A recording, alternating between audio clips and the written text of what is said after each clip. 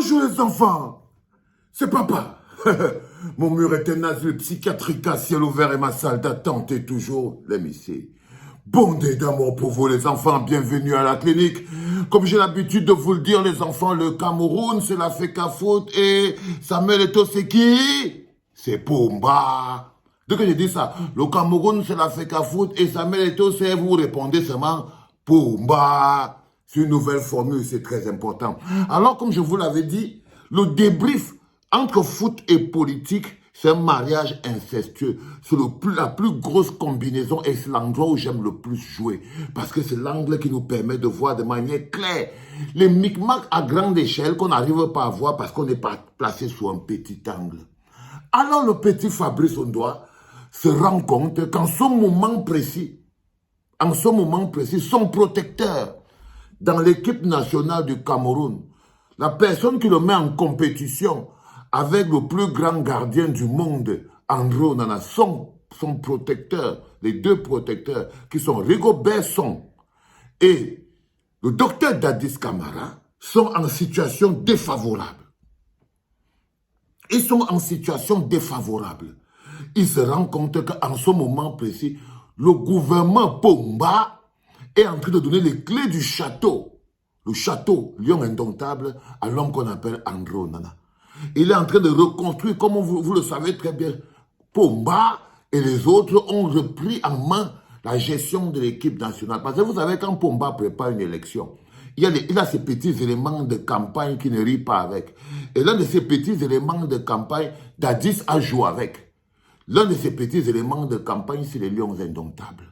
Et là, en ce moment, il essaie de récupérer sa machine entre les mains de Dadis parce qu'il se rend compte que Dadis lui crée déjà beaucoup de problèmes. Sauf qu'il y a beaucoup de gens qui sont là. Comme à la FECAFOOT, il y a beaucoup de gens qui sont entrés là-bas parce qu'ils étaient les Chinda de Dadis. Il y a aussi des joueurs qui sont dans l'équipe nationale parce qu'ils étaient aussi les petits Chinda de Dadis. Mais il y a aussi des gens de l'équipe nationale qui ont réussi à résister en faisant un clash front avec Dadis Camara. C'est un mec comme André Onana. Vu les résultats et vu la situation, vu l'approche politique, en ce moment, Dadis se rend compte que le même traitement dont il avait droit à la présidence, Dadis prenait l'avion à Barcelone. Il vient à la présidence pour venir faire le commérage sur le coach. Et le président de la fédération, il part faire le commérage chez Pumba. Il prenait son jet privé à Barcelone, ou bien en Angleterre, Chelsea, pour venir parler avec Pumba qu'il faut qu'on vire le président de la fédération. Exactement comme André Onana est en train de faire maintenant. Exactement comme André Onana est traité maintenant. C'est la même manière que Pumba. Maintenant, après Samuel Eto'o, maintenant il va adopter André Onana pour en faire son outil de conservation de pouvoir. Son nouveau fils, son nouveau chouchou. Mais le petit Fabrice, il a vu ça. Mais le petit Fabrice, il a vu ça. Il a vu qu'il joue sa place en ce moment. Et de l'abondance du cœur par la bouche, il remet en question, il remet sur la table le bilan de la Coupe d'Afrique 2023. Il dit qu'il n'arrive pas à comprendre. Il y a eu trop de pression extra-football.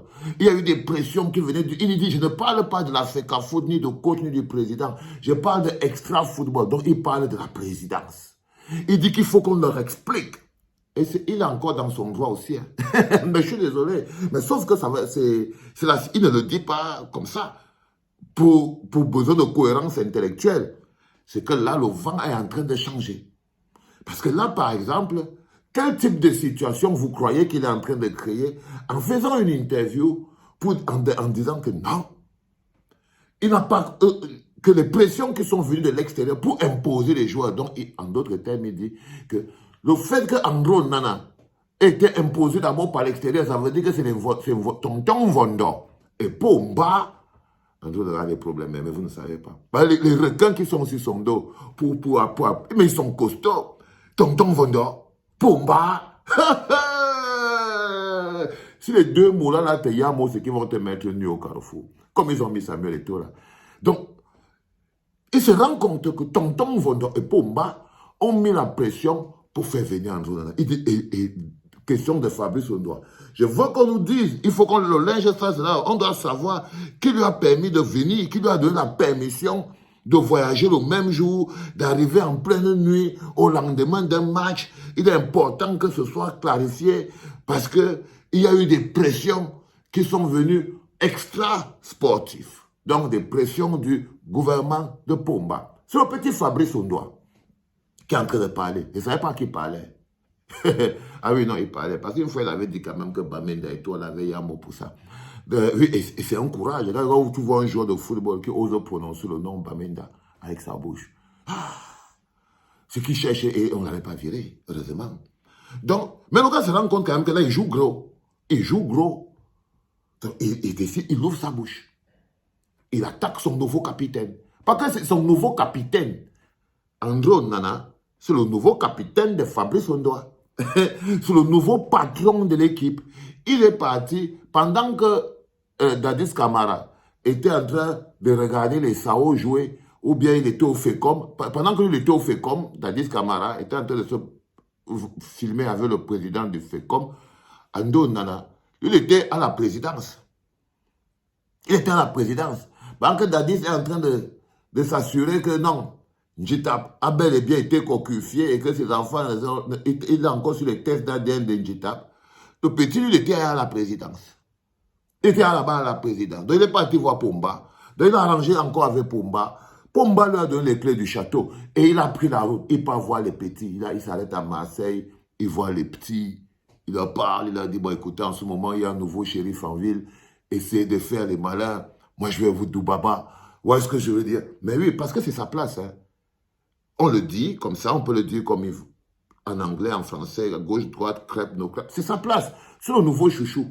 Depuis Manchester jusqu'à l'équipe nationale du Cameroun, tu ne peux pas être le numéro 1 à Manchester et tu vas être derrière Fabrice Ondoa à l'équipe nationale du Cameroun.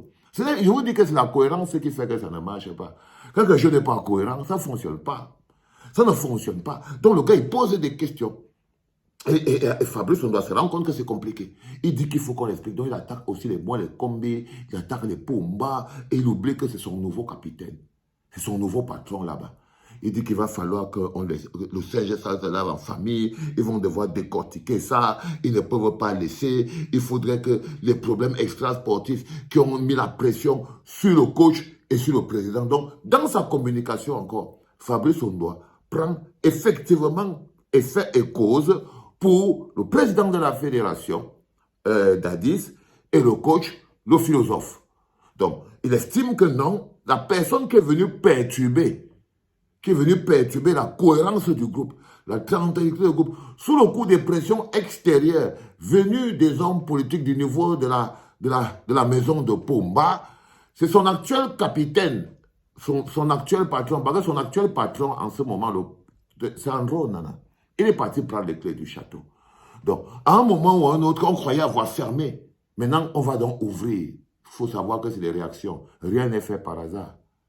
Rien n'est fait par hasard. Ça veut dire qu'en ce moment précis, on est déjà en train de vouloir ouvrir le débrief. Le débrief. Parce que comme vous voyez là, ce sont les consultations. On est en pleine république bananière. Donc, c'est les débriefs. On fait des débriefs. Là, dans la partie, on l'a débriefé, on lui a dit que non, écoute, on te sécurise, tu es toujours en jet privé, il n'y a pas de problème, c'est toi le nouveau patron. Andrew en a aussi dit que non, moi, je ne veux plus les gens qui me dérangent. Soit je gère, je suis le patron de l'équipe maintenant, vous me laissez, je fais le casting, je cherche les gens. Il est descendu, non? On n'a plus le coach. On n'a plus le coach. On n'a plus de coach. Donc peut-être que Sandro a un nouveau coach. Il est descendu à Marseille, il voit les petits, il va aller ailleurs, il voit aussi les autres petits. Dadis n'a plus de mot à dire sur l'équipe nationale. Donc maintenant, ce sont ces petites vipères qui attaquent. Et la petite vipère Fabrice Ondoa essaie donc de mordre le mollet de son collègue. Oh, ces petits vipères, du même père. Parce que ceux qui ne connaissent pas, c'est que Samuel Eto'o est à la base, je crois, des deux. Des deux, il les a tous amenés à la Masia. Comme quoi, une mère vipère ne peut mettre au monde que des bébés vipères. Que des bébés vipères. C'est le premier podcast spécial Japap Football. J'adore ça parce que quand ça se mélange à la politique, ça fait comme le conchaf. Quand tu mélanges football et politique, tu jettes quelques pincées de gouttes de clinique, ça devient le conchaf. Football, politique, un saupoudré de clinique, avec un peu de mpangala, c'est le conchaf, non? Ah, c'est le conchaf, les gars. C'était le premier des enfants. Et c'était papa.